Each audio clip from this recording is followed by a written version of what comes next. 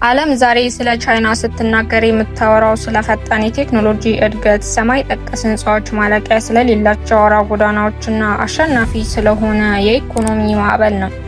ቻይና የዓለም ፋብሪካ ናት፣ የነገዋ ሱፐር ፓወር፣ አዲስ መሪ። ነገር ግን ከዚህ ድንቅ የኢኮኖሚ ግንብ ጀርባ በጠነከረ ሳንሱር፣ በብረት ግድግዳና በሰው ልጆች ስቃይ የተገነባ ሌላኛው የቻይና ገጽታ አለ። ዛሬ የምንቃኘው ስለዚያው የተደበቀ በዓለም አቀፍ ደረጃ በድብቅ ስለሚካሄደውና እጅግ አደገኛ ስለሆነ እውነታ የቻይናው ጨለማ ገጽታ ነው። በዚህ ቪዲዮ ውስጥ የሰው ልጅ ነፃነት እንዴት በዲጂታል ቴክኖሎጂ እንደሚለካ፣ በሚሊዮኖች የሚቆጠሩ ሰዎችን ላብና እንባ የከፈለው የኢኮኖሚ ማዕበል ትክክለኛ ገጽታ ምን ይመስላል፣ የዓለምን ገበያ ለመቆጣጠር የተደረጉት ስልቶች፣ የክፍያ ዋጋ ምን እንደሆነ በጥልቀት እንመረምራለን።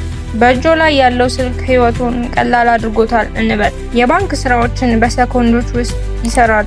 መኪና ይጠራል። ግን ያው ስልክ እንቅስቃሴውን ሁሉ የሚከታተል፣ ከማን ጋር እንዳወሩ፣ የት እንደሄዱና ምን እንዳሰቡ ለአንድ ማዕከላዊ መንግስት የሚያደርስ ቢሆንስ? በዛሬው ጊዜ በቻይና ውስጥ ግለሰባዊነት የሚባል ቃል ትርጉም አለው። ቤጂንግ ወይም ሻንጋይ ውስጥ ሲራመዱ ያለ ካሜራ እይታ ማለፍ የሚችሉበት አንድም ሜትር የለም።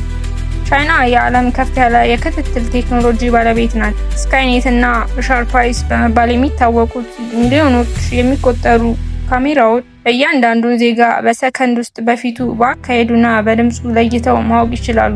በዚህ ላይ ከዚህ በፊት ታይቶ የማይታወቅ የማህበራዊ ክሬዲት ስርዓት፣ ሶሻል ክሬዲት ሲስተም ተብሎ የሚጠራ መዋቅር ተዘርግቷል። በዚህ ስርዓት መሰረት የትኛውንም ሰው ማህበራዊ ባህሪ፣ የመንግስት ዕዳ፣ የትራፊክ ጥሰት አልፎ ተርፎም በመስመር ላይ የሚጻፉትን አስተያየት የሚቆጣጠር ነጥብ ይሰጣል። ዝቅተኛ ነጥብ ካለዎት አውሮፕላን ወይም ከፍተኛ ፍጥነት ያለው ባቡር ውስጥ መሳፈር አይችሉም።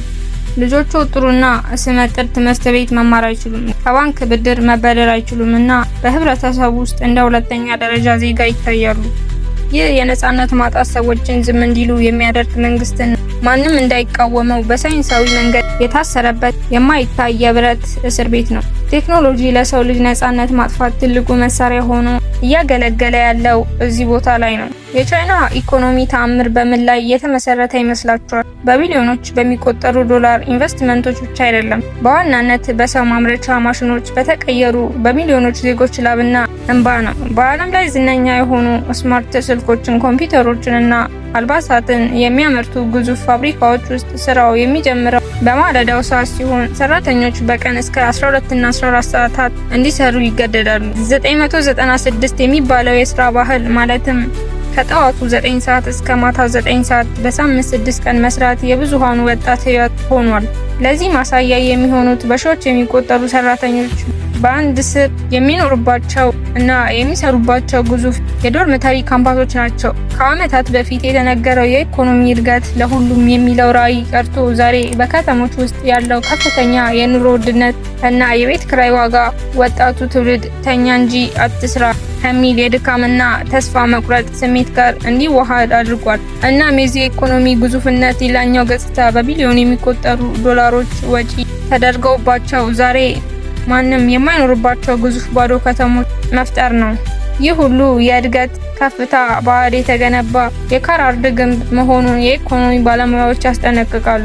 ህዝቡ ለውጭ ገበያ ሲባል ቤቱን፣ ጊዜውን እና ነፃነቱን አሳልፎ ሰጥቷል። በቻይና ውስጥ የኢንተርኔት ነፃነት የለም ማለት ይቻላል። ግሬት ፋየርዎል በመባል የሚታወቀው የዲጂታል ድንበር ፌስቡክን፣ ዩቲዩብን፣ ጉግልን፣ ዊኪፒዲያን እና የውጭ መረጃዎችን ሙሉ በሙሉ ይከላከላል። ዜጎች የሚጠቀሙባቸው እንደ ዊቻት እና ዌይቦ ያሉ የሀገር ውስጥ መተግበሪያዎች በመንግስት ሰላዮች እና በራት ስልት ቀመሮች ቁጥጥር ስር ናቸው። አንድ ዜጋ መንግስትን የሚወቅስ ጽሑፍ ቢያጋራ በሰከንዶች ውስጥ ፖስቱ ይጠፋል። ከሰዓታት በኋላም የፖሊስ ጥሪ ይደርሰዋል። ሀሳብን በነፃነት መግለጽ በቻይና ትልቁ ወንጀል ነው። ታሪኩን እንኳን ለመለዋወጥ ይሞክራሉ። ለምሳሌ በ1989 ዓ.ም በታናንሜን አደባባይ የተከናወነው ሰላማዊ ጥያቄና የደም ማፍሰስ ታሪክ በቻይና መመሪያ መጽሐፍት ውስጥ በፍጹም አይገኝም። ጉግል ላይ እንኳን ቢፈልጉት ምስሎቹ ታግደዋል። መንግስት የማይፈልገውን እውነት መናገር፣ ያለፈውን ታሪክ መዘከርና የመንግስትን ውሳኔ መጠየቅ በቻይና ውስጥ የማይታሰብ ነገር ነው። የቻይና ተጽዕኖ በሀገር ውስጥ ብቻ የተወሰነ አይደለም። ቤልት ኤንድ ሮድ ኢኒሼቲቭ በሚል መሪ ቃል ቻይና በማደግ ላይ ባሉ ሀገራት በተለይ በአፍሪካ፣ በእስያና በላቲን አሜሪካ ግዙፍ የመሰረተ ልማት ፕሮጀክቶችን ትሰራለች። ከዚህ እርዳታ ጀርባ ያለው ሚስጥር ምንድን ነው? አብዛኞቹ ሀገራት እነዚህን ግዙፍ ግድቦች፣ አውራ ጎዳናዎችና ባቡሮች ለመገንባት ከቻይና ባንኮች ግዙፍ ብድር ይወስዳሉ። ሀገሪቱ ብድሩን መክፈል ሲያቅታቸው ቻይና ንብረቶቹን ወይም የባህር ወደቦቹን በውል መያዣነት ትወስዳለች። ይህ የዕዳ ወጥመድ ዲፕሎማሲ በመባል ይታወቃል። ሀገራቱ ሉዓላዊነታቸውን እንዲያጡ ያደርጋል። በኮሎምቢያ፣ በአፍሪካና በሌሎች አካባቢዎች የተከናወኑ ፕሮጀክቶች በአካባቢው ማህበረሰብ ላይ ያደረሱት የስነ ምህዳር ጥፋትና የሰው ሕይወት መጥፋት ተደጋግሞ ተነግሯል።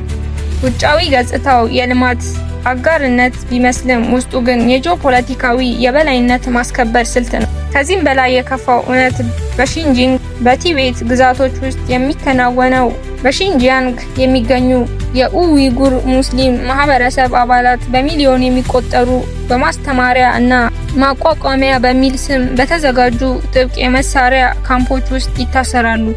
እዚያ ውስጥ የሚከናወኑት ነገሮች የዓለምን ሕሊና የሚፈትኑ ናቸው። የሃይማኖትና የባህል ነጻነት ሙሉ በሙሉ ይታገዳል። ቋንቋቸውን እንዳይናገሩ ይደረጋል እና የግዳጅ ስራና ስልታዊ የስነ ልቦና ማሰልጠኛዎች ይሰጣሉ። የሰብአዊ መብት ድርጅቶች ይህንን ድርጊት ዘር ማጥፋት ሲሉ ይገልጹታል። ነገር ግን የቻይና መንግስት ይህንን ወንጀላ ሙሉ በሙሉ ውድቅ በማድረግ ሂደቱን የሽብርተኝነትን አደጋ ለመከላከል የተደረገ ስራ መሆኑን ይገልጻል።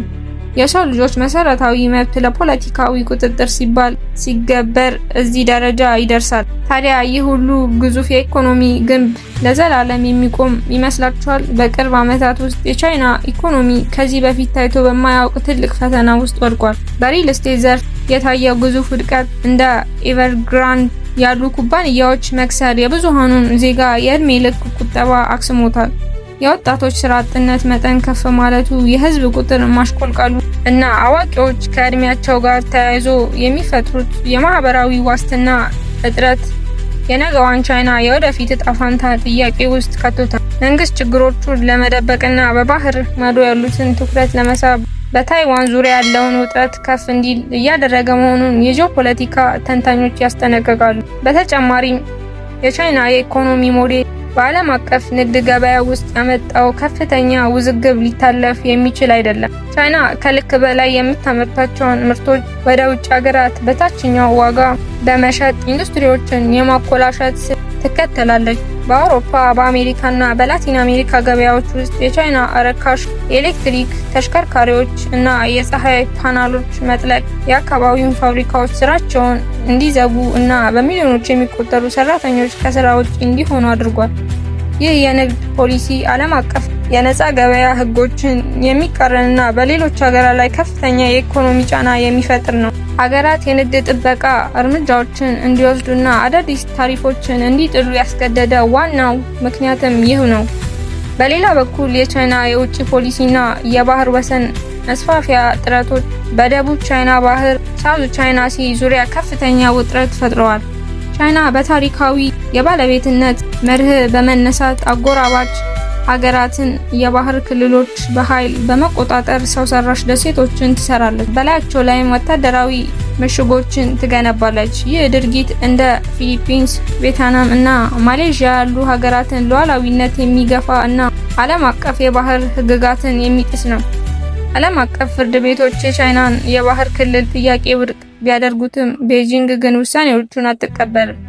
ይህ ሁኔታ በክልሉ ውስጥ የጦርነት ስጋት እንዲጥልና የዓለም ሱፐር ፓወሮች እንደ አሜሪካ ያሉ ጣልቃ እንዲገቡ አድርጓል። የሰው ልጅ መሰረታዊ መብቶችና የመረጃ ነጻነት በከፍተኛ ሁኔታ በሚታፈኑበት በዚህ ስርዓት ውስጥ ሳይንሳዊና ቴክኖሎጂያዊ ፈጠራዎች እንኳን ለሰዎች ደህንነት ሳይሆን ለግለሰቦች ቁጥጥር እና ማህበራዊ ድምጽ ማጥፊያ መሳሪያ ሆኖ እያገለገለ ይገኛል። የስለላ ካሜራዎች፣ የባዮሜትሪክ ዳታ መሰብሰቢያዎችና የዲጂታል ሳንሱር ስልቶች ዜጎች በሚተነፍሱበት አየር ጭምር ላይ ቁጥጥር እንዲኖር አድርገዋል። የዚህ ሁሉ ስርዓት ውጤት ግን በውጭው ዓለም ለሚታየው አንጸባራቂ ኢኮኖሚ ገጽታ ተቃራኒ የሆነውን ጥልቅ የውስጥ ስብራት፣ የሰራተኞች መማረር እና የዕዳ ማዕበል ይዞ መጥቷል። ቻይና የዓለም ኢኮኖሚ አንቀሳቃሽ ሞተር መሆኗ አከራካሪ አይደለም። በሚሊዮኖች የሚቆጠሩ ሰዎችን ከደህንነት ማውጣቷ ታላቅ ስኬት ነው።